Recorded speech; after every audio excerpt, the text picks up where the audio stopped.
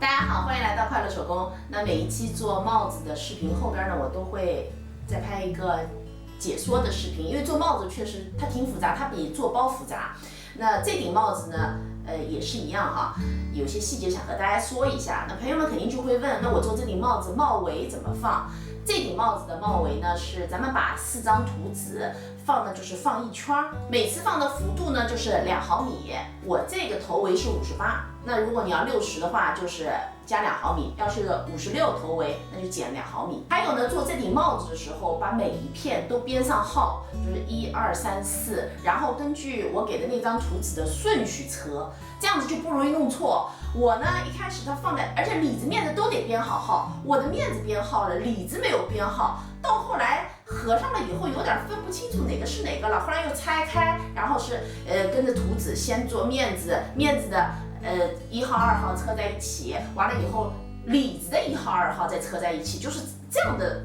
制作顺序车啊，不容易弄错。不知道大家有没有记得前几天呢，我分享过一款很类似的帽子，就是这款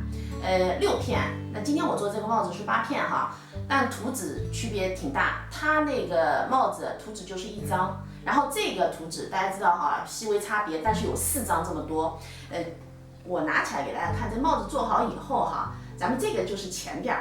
它是这样子的一个弧度，这个呢是后边，它是这样的弧度，是有区别的。那戴起来呢更贴合咱们头的一个形状了。因为呢我要做帽子，所以现在呢经常会逛帽子店哈，实体店也逛，网店也逛，我就发现有些帽子就卖的特别的贵。除了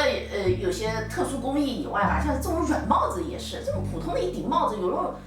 大几百都是它，但买的人吧还挺多，